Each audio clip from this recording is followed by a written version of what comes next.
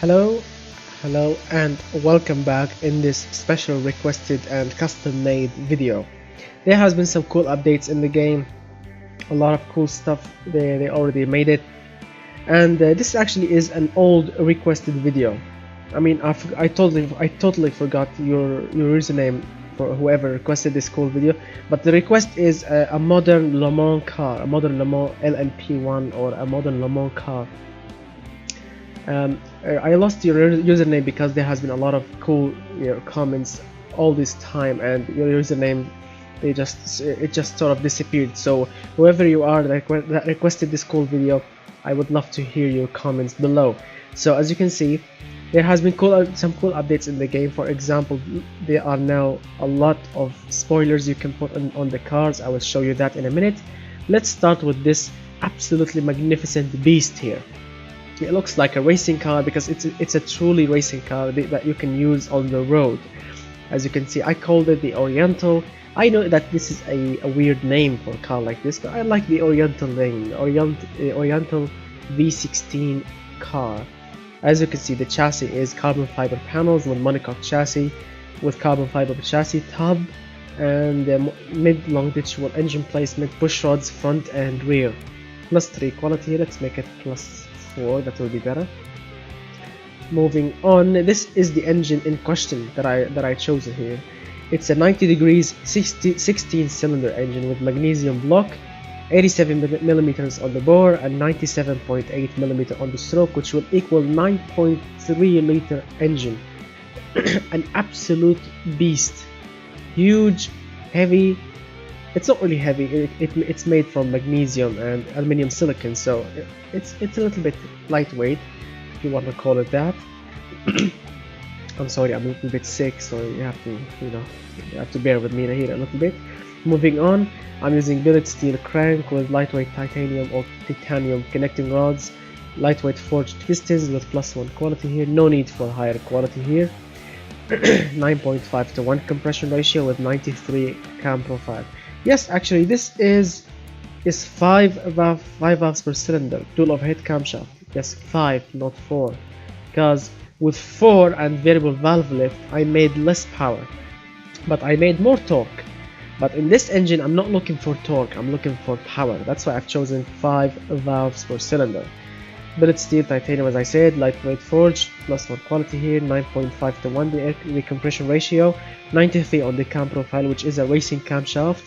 Variable valve timing on all cams, +7 quality here.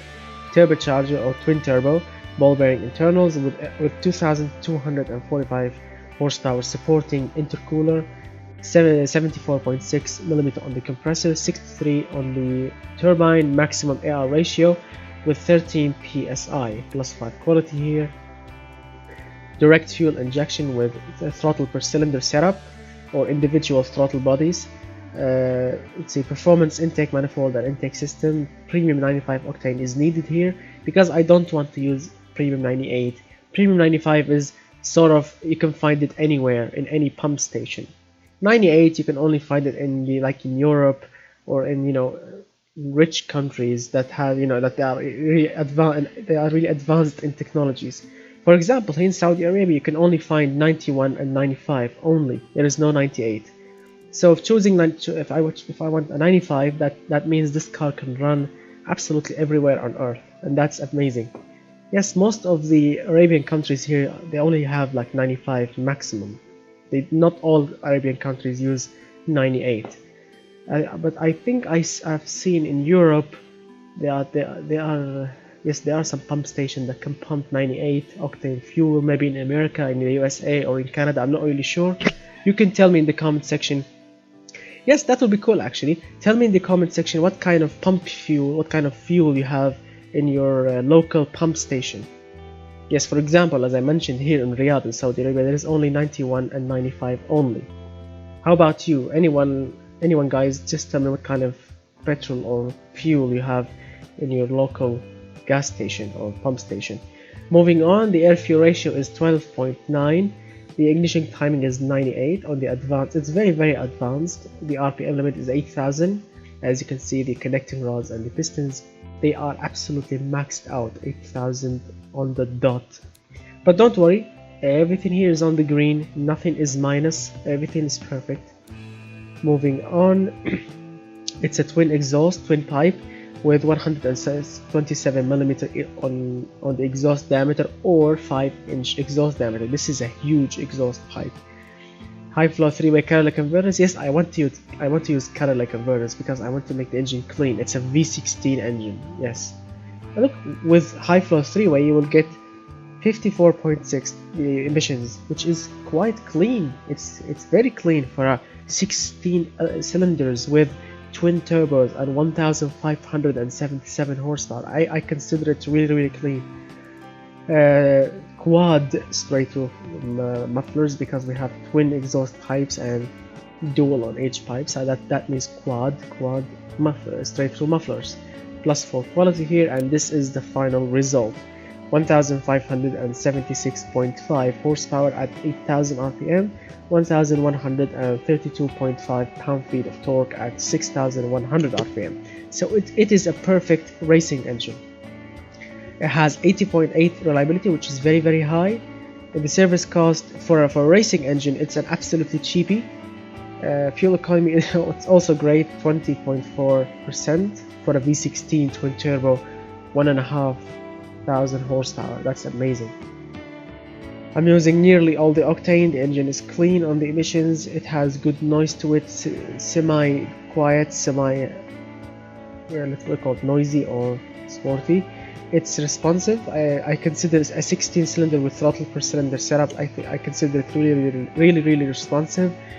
The smoothness, yes, I love the V16s because they are absolutely smooth. Look, I'm using 93 on the cam profile. This camshaft should be absolutely terrifying to drive because the engine will shake so much. But when you are using a V16 engine, look, 93.4, absolutely like a dream. This is like a dream racing engine.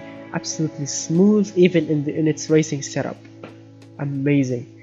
What else? The performance index, the cooling, all these are cool. As you can see, the engineering time and the production units are very good because remember, this is a racing engine. This is like a hypercar. So yes, the engines should take long to be made. Let's hear this bad boy. Listen to it.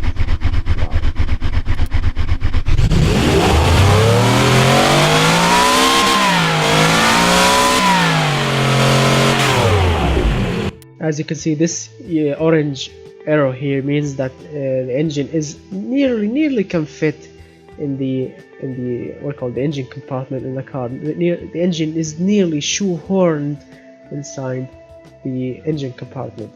Moving on, look at these 16 cylinders dancing up and down. Absolutely a symphony. Look at this, symphony indeed.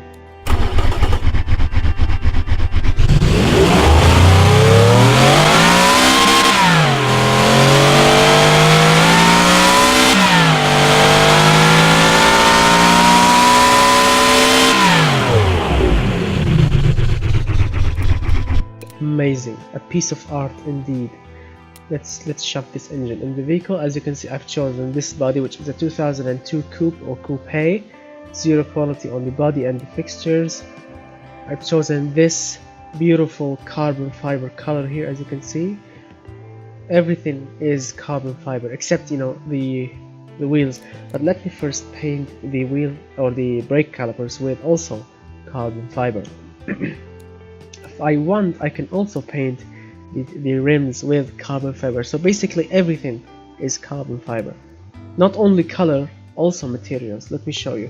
These are the fixtures that I've chosen.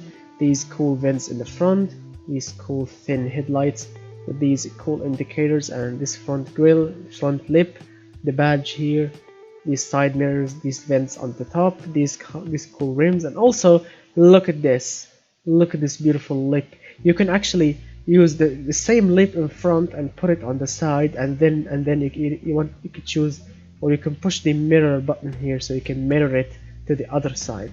This cool vent here, this door handle, the antenna on the roof, and these vents. The fuel filler cap is here. Let me make it a little bit bigger. And yes, the wings. Let me show you the wings, guys. Look, now these are modded wings that I have downloaded it. I downloaded these from the Steam Workshop. but these are original. Absolutely amazing. I've chosen this one. Yes, I've chosen this one here. As you can see, look at the shape of it, especially from this angle. Check out this angle. Look at the wing in the rear at this angle. Absolutely magnificent. As you can see, there are a lot of options right now. The spoilers are the same, but the wings are different. The lifts are the same. So basically everything is the same here except the new wings, which is a cool thing. Now these rims, everything you see here, everything red, it's original, but these on the top, these are modded rims that I have downloaded them from the Steam Workshop, but everything red is original from the game developers. Moving on, as you can see, yes, let me just fix it.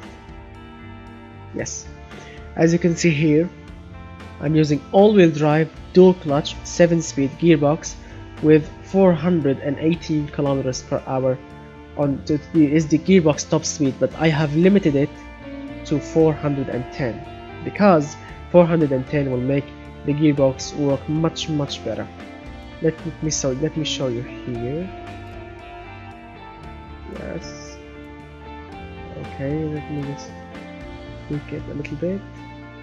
Alright, so as you can see, I'm using 17 spacing, which is extremely low spacing, so I can get the most amount of the quickest 0 to 100 time, and of course the least amount of wheel spin. I'm also you may find this weird, but the power distribution is 77% to the rear and 23% to the front. And if you are wondering why, because this is the perfect as this setup will get, because I will tell you why. The engine is very heavy. The engine is like 300 and something kilograms, and it's sitting in the, it says in the middle, but I think it's sitting in the rear of the car. As you can see, it's in the rear. So this engine is making the rear extremely heavy, and the front is very light. That's why I've put most of the power to the rear. So because the rear tires are there is so much weight on top of them, and they are extremely grippy. And also look at this wing.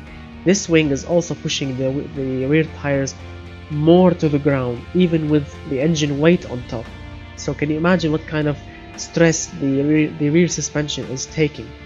Yes, the car can grip absolutely magnificently in the rear. Yeah. Moving on, I'm using electronic LSD differential in the rear with +10 quality. Yes, +10, my friends. Moving on, I'm using radial semi-slick tires. Let me see, is everything working correctly? Yes. Okay. Semi-slick tires on all the tires. As you can see, 340 in the front, 340 in the rear. Let me check if there is something weird here. Let me see.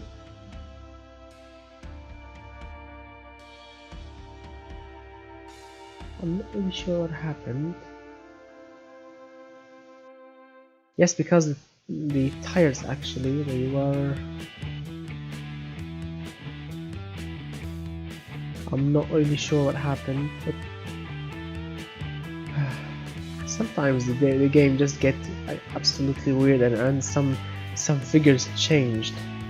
For example, the tires, the tires used to be maxed out in the rear and 340 in the front, but now all of them are 340, and if I change them, the car actually will get worse. So I should keep them like this. Look, it's 2.6 now. The game is absolutely weird. Okay. So now it's perfect. Okay.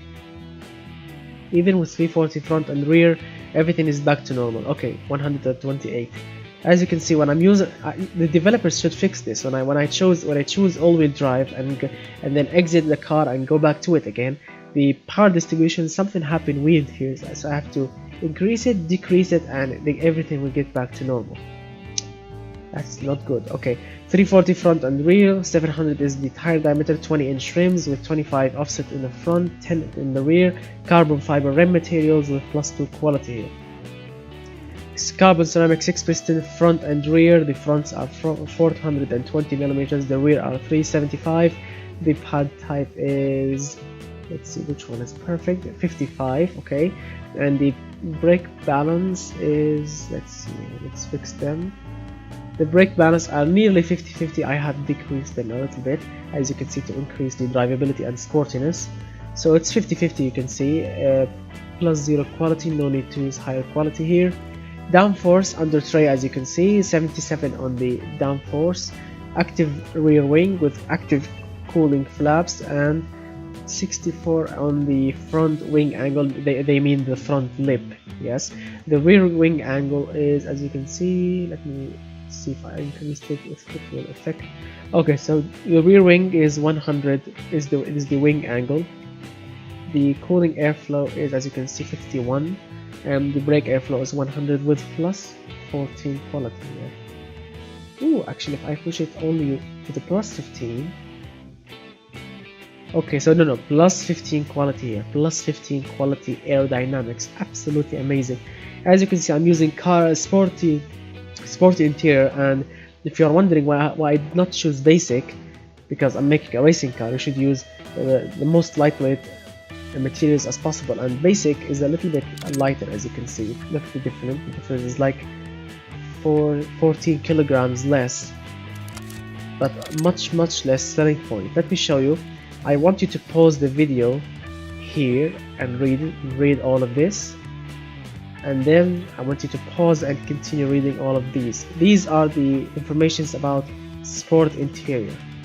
Okay, let's move on. The entertainment, there are no entertainment here, as you can see, because I want to make it as light as possible. Plus 1 quality here, 2 seats, as you saw, electric variable power steering.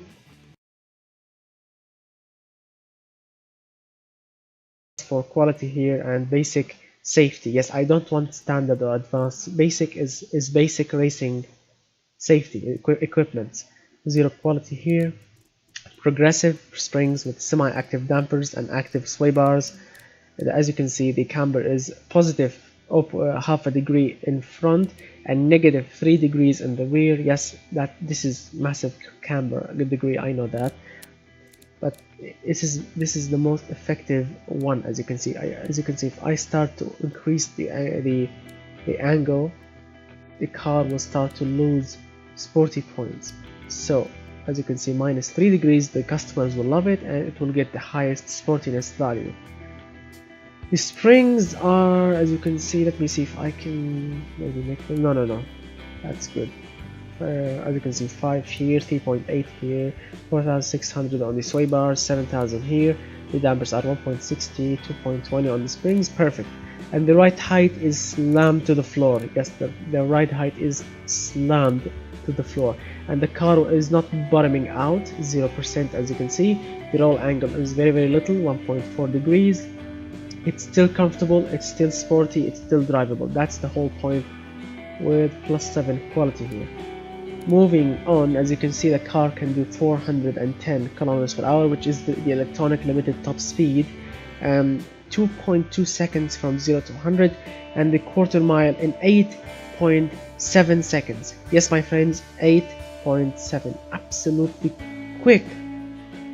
As you can see, the brake distance, or the braking distance, is perfect. There are no brake fading whatsoever. There is no brake fading. Yes.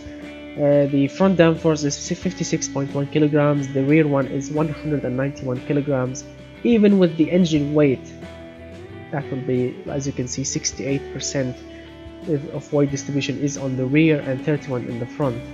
The car can tow 5 tons, 5.2 tons. Yes, you can actually, if you buy this car, you can tow behind you nearly 5.2 tons, which is magnificent. But the load capacity, or the cargo capacity, is not really great, because hello, it's a racing car. It's a racing car that you can drive on the street, so you cannot expect from it to put cargo in it, as you can see, because the suspension cannot take it. Or maybe it will bottom out or something, I'm not really sure, because the ride height is slammed to the floor, and if I want to increase it even a little bit, as you can see, it will lose a lot of sportiness, drivability, and even comfortable value. and the customers will hate it. So yes, my friends, slam to the floor. As you can see, typical warning lights here. As you can see, we have the quality settings that are very high. The car is oversteering even with these extremely rear tires, wide tires, as you can see. Okay, if they want me to increase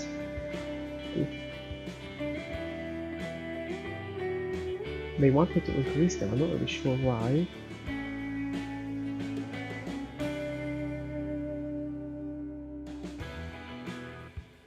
Okay, so 330. As you can see, the sportiness and the value, sportiness and comfortable and drivability, they have increased. They have increased significantly. 335 in front and 355 in the rear. Okay, and now the car is not oversteering at all. This is a plus point. Okay, so as you can see, the brakes are very high force in the front and the rear. Of course, the engine bay is very full. The semi-slick tires are reducing drivability, I know that. The rear camber, I know the rear camber is too much. I know that it's increasing the service cost, which means it destroys the rear tires. The rear tires have very low profile. Really? No. Not really sure about that. The front tires are wide for the chosen tire compound, and the front tires have very low profile, making them uncomfortable. I know that. It's a racing car. Racing cars are not comfortable. And even with these warning lights, we have 27.7 comfortable value, which is great. Amazing. Moving on, as you can see, now if you are wondering what kind of times you will get here, I've already ran it around the test track, but we made some changes, so the time should be changed, even more, even less, I'm not really sure. But let's fire this thing up because it's an absolutely fast beast.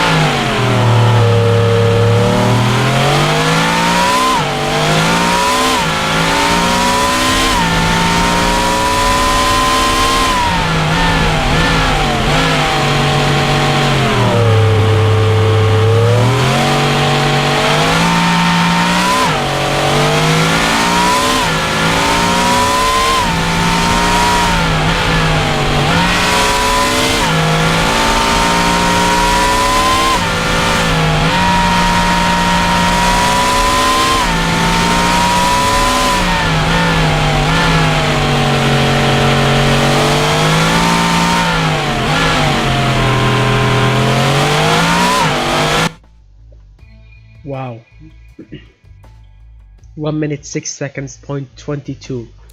That is very quick. Now let's go to the automation test track and try it out.